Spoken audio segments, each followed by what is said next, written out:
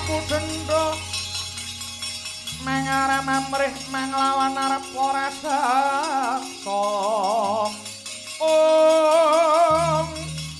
ya kruraga guten mrih mamutar kunta moksala tandra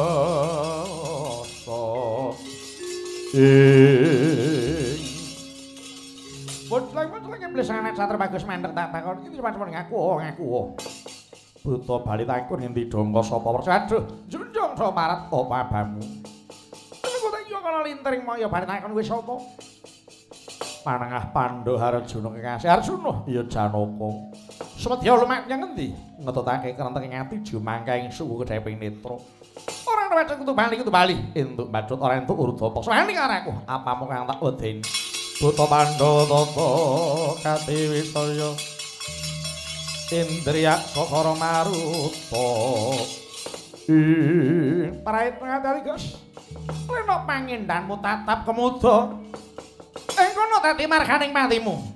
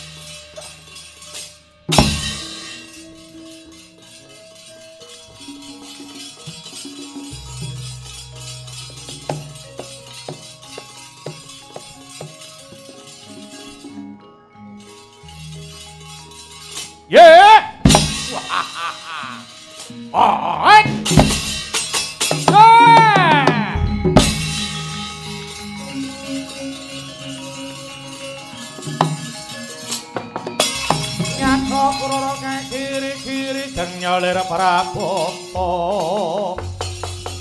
abang kewalagar mangwa mungsuh haminto lawan anggrolir singa nabda adyaya narsa madhok-madhoko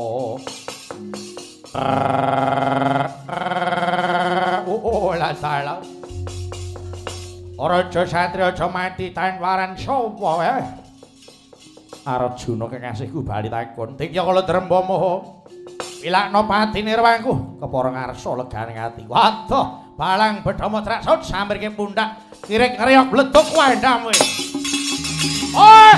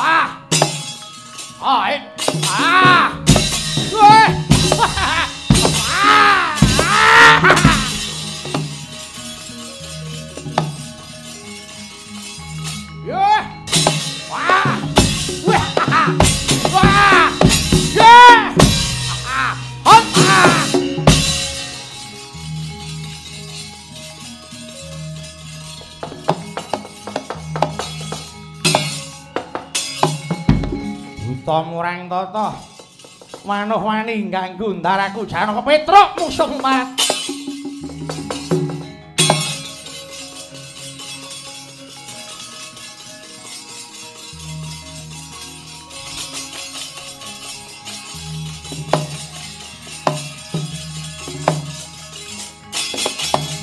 nak kedep ke mripat sampluk serampat pecandasmu we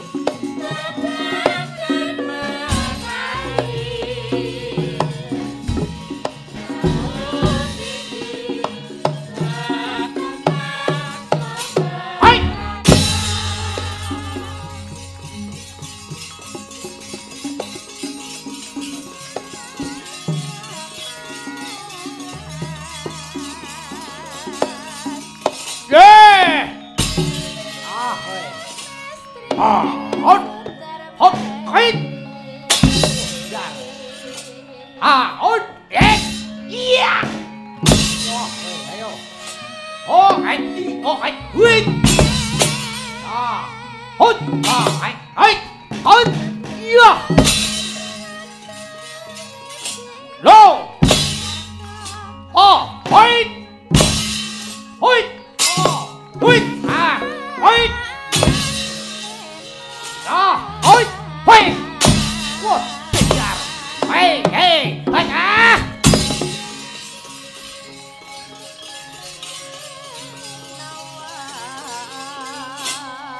yeah yeah oh it wow hit hit hit kejar ayo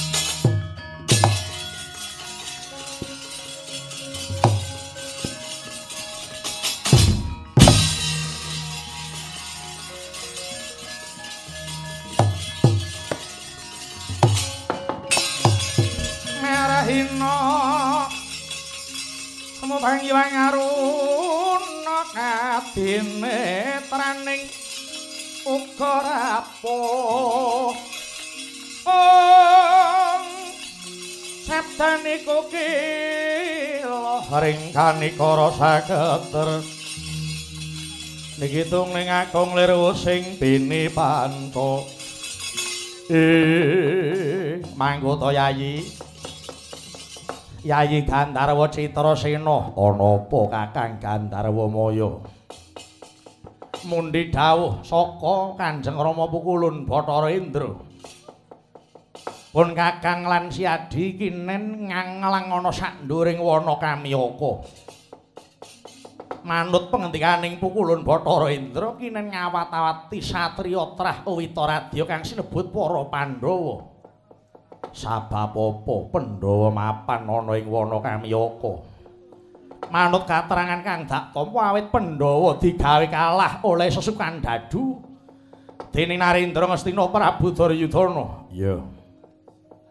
Ing kono lamun ta para Pandhawa bisa lulus nglakoni paukuman kacetha yen satriya teguh timbul ing besuk kang bakal bisa mayu hayuning bawana. Iya.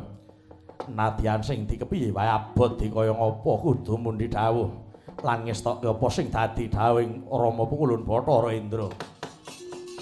Akyatri sang kabirangu rinangkul kinempet kempet sang reknaning bawana ya si tukang walang ati ya si tukang ana sing tias ya si tukang kudu kering. Yayi ana apa Kakang Gandharwa Maya jroning padha jejagongan ana ing Mega Malang iki ndak sawang ana pinggiring alas Kamiyaka kok ana rame-rame rupian-rupian kaya apa nitik umbul-umbule gendera kanthi gambar ndas gajah ora pangling kae Wadyabala Ngastina. Lho, Wadyabala Ngastina. Kakang Gandharwa Maya ya yen ngono wong Ngastina kae sing mitenah para Pandhawa. Iya. Duwe karep apa kok dheweke mapan ana kono. Mara gage tak perpekani yen kira-kira dheweke mutawatiri tumrap keslametaning Pandhawa. Aja ndadak kesuwen dirangket wae manut Kakang Gandharwa Maya.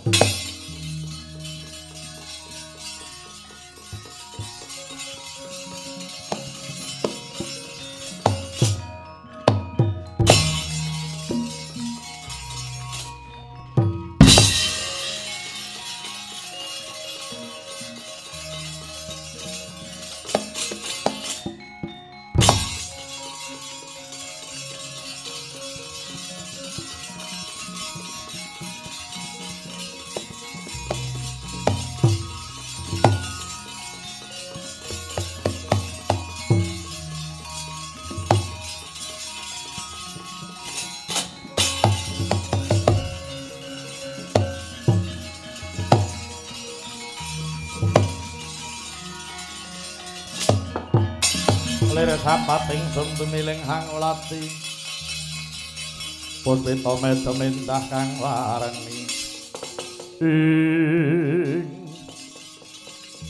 Kartamarma wonten dawuh paman jroning padha lerem mulai seneng-seneng tetela iki ana pawongan sandangane kok mung sarwa ora pokro banjur nyedak ana kene nyembah sesedokan kuwi duwe karep apa iki? Pawongan Mara Gage kowe ngaku kowe wong saka endi?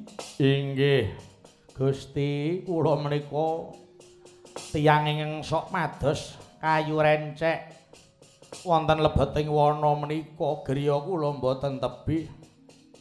Kula namung sak keringing wana Kamiyaka menika dene nami kula pun Jakamaya. Jenengmu Jakamaya? Nun inggih Raden. Lah kok kowe nyedhaki para Kurawa ki eneng apa? Nyuwun pangapunten. Tetela kula menika ingkang dipun pasrahi kawilujenganipun dusun kula ing sawanganing Manik.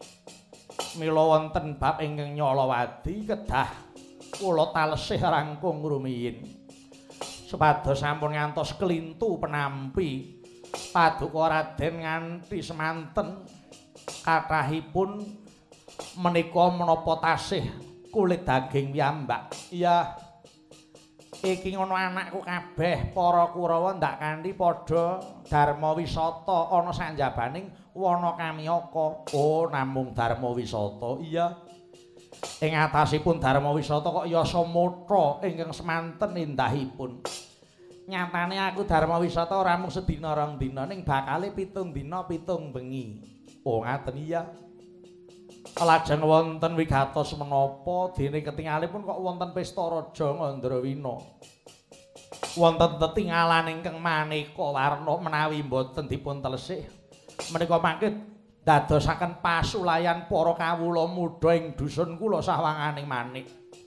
Adaanipun kabudayan ingkang paduka gelar kathah para wanodya ingkang ayu-ayu sulistya ing warni menika ndadosaken karmenanipun para kawula mudhing sawanganing manik menawi ngantos mangke sami tumbut wonten ngriki sami jejogetan lajeng sesinggolan ndadosaken pasulayan kula ingkang tinempuan ngene mulane aku nganakake pesta Raja Ngandrawina ya awit janjane sing tak pamrih kuwi karep ben nggonku nganakake seneng-seneng iki konangan karo sing tak karepake liripun ngene lho iki ana sing dadi keliliping para Kurawa malah kowe Jakamaya yen kowe mengko ngonangi pawongan cacahe 5 lanang kabeh kuwi jenenge Pandhawa kuwi keliliping Kurawa. Oh ngaten iya.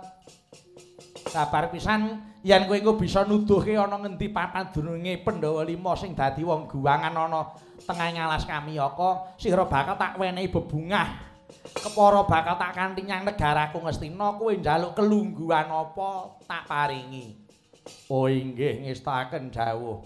Kula kedah kados pundi tuwin menapa ancas paduka Raden. Mulane aku seneng-seneng iki ya awit karep ben dingerteni Pandhawa. Gandeng Pandhawa iki wujude menungsa tur keliliping sinuwun Ngastina. Mula pancen aku ngangkah patine Pandhawa. Gandeng kuwi wujud menungsa ora kewan, jroning aku arep mateni kanthi cara sing budaya, cara sing alus, mula nganti aku gawe ropian-ropian ngene iki. Pamriye Pandhawa gen ngerti yen ngerti atine susah munggah dadi ngenes dadi lan patine. Kuwi sing dadi mari wah kecandhak kowe.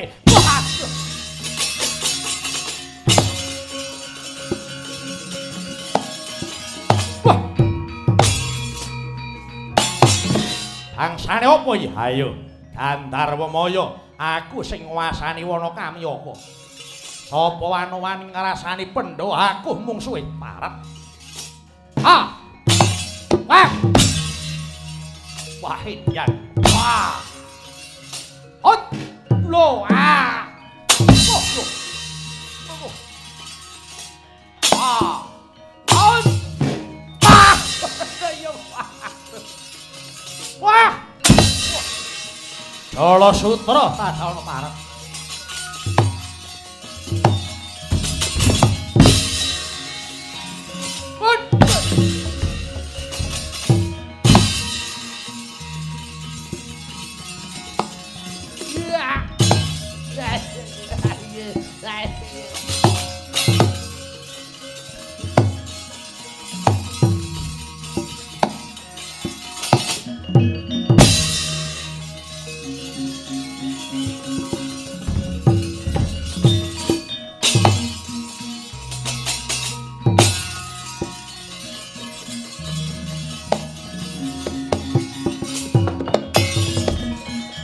Ana pawongan gedhe dhuwur.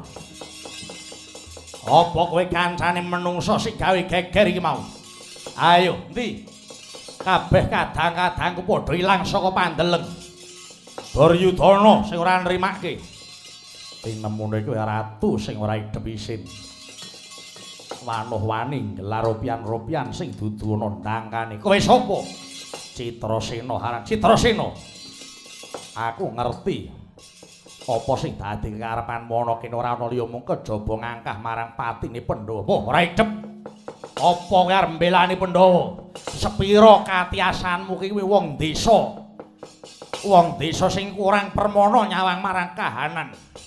Ayo semingkir aja melu-melu perkaraku kelawan para Pandhawa. Nadyan aku wong desa. Nanging aku bisa mbedake ndi kang bener, ndi kang luput. Sapa wae sing marep gawe kisruh ana papan kene Citrasena sing dadimu. Sedeng bobotmu, ilang nyawamu, Marjaban.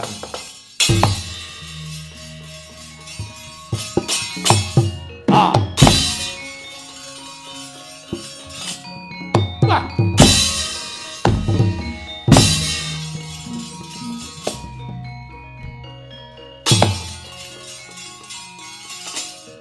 Ah. Oh, wait.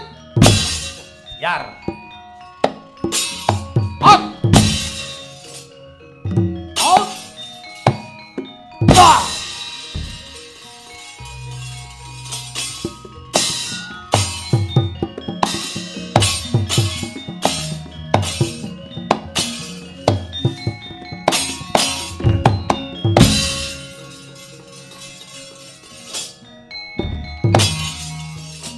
Ah. Wah. Ah, latiak. Wah. Wah. Ah. Ah. Wah.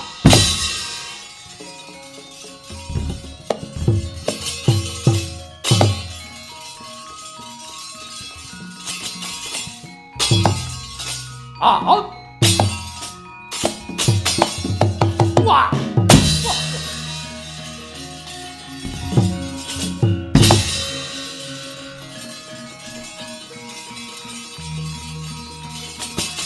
Like.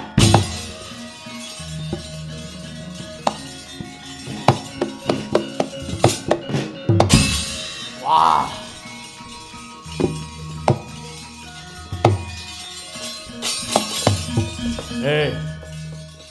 Citrasena kowe iki bangsane apa? Mara Prasaja. Iya. Aku iki bangsane Gandharwa kang resa papan kene. Aku luwarana aja tok taleni karo wit karben ngrasake urip rekoso. Wis kesuwen olehmu kekucah Bandha Ngastina. Ing ngene kowe kudu ngrasake ngelak lan luwe kaya dene sing dirasake para Pandhawa.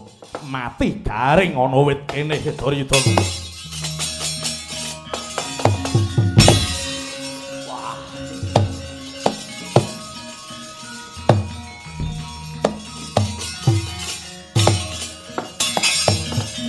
Wata kaya mangkono hamangsulina nggih lampahing Prabu Naga Gombang kang wis triwikrama ngakak galak melak amping-ampingan mega mangkono kang dadi patikaning Prabu Naga Gombang.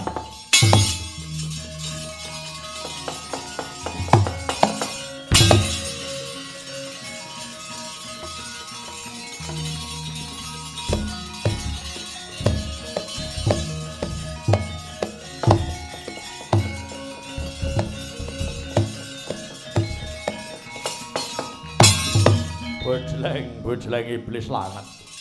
Ora muspur nggonku nganglang ana sanduring wana kamyaka. Tetela ndak sawang kaya ana wong kang mapan turu. Ora pangling kae pembayuning Pandhawa kang aran Puntadewa. Puntadewa. Mara gage ing kene titiwanci marganing antakamu. Narendra saka ing pagralun Prabu Naga Gombang. Aku ora lila bumi wana Kandha ta ora arek bebarengan wana Marta. Lan aku bakal malesake sedane wong atuaku Prabu Nagapaya. Ing kene marganing patlak gaglak limpamu Puntadewa.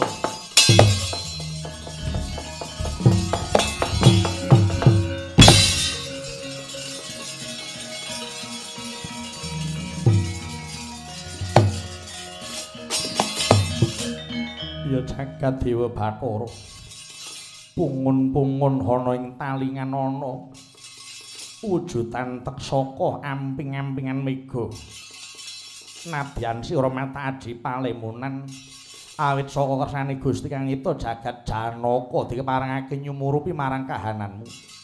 Aku ora bakal pangling sira iku Narendra.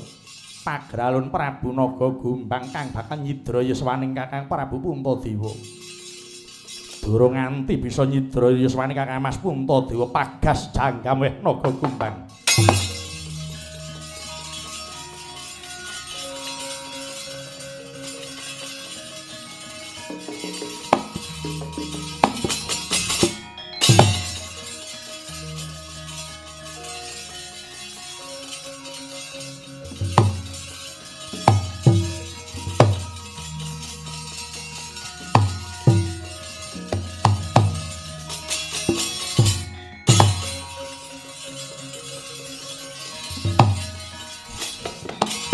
Wata kaya mangkono wis kekejer ing antariksa nenggih.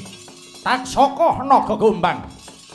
Tutuk mangap kaya lawanging guwa siung mingis-mingis kadi pedhang linigan. Wisa kumembeng neniwasi. Petrit kumiter yayah kula wong barabir. Suarane mbrebeki jagat.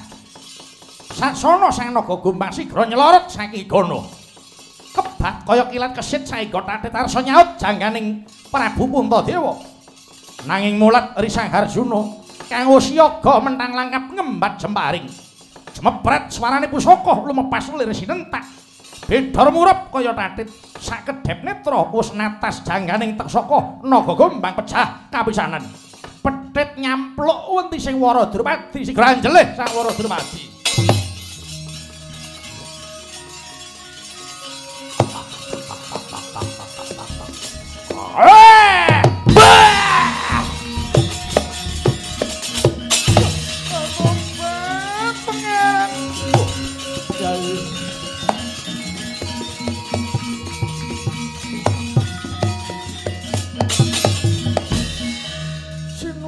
Kepareng ngayomi dhateng kula. Sinuwun menika wonten teksaka ing kepareng badhe mangsa dhateng kula sinuwun. Lerem dhisik Yai. Ndak sawang ula gedhe kang bakal nyidra yuswaningsun kelawan sira Yai. Wis tumekaning pati ketitik.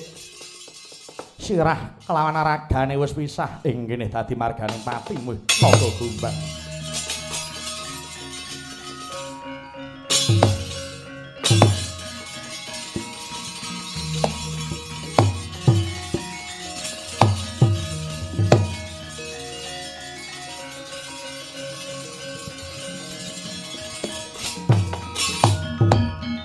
Koko Prabu kula ingkang sowan.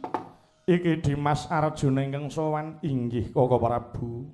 Kula ingkang rayipun Arjuna. Atur wuninga bilih saestunipun teksaka menika kula wau. Kula ingkang mejahi. Iki mau sapa Di? Nun inggih. Menika kula wau Narendra saking nagari Mageralun.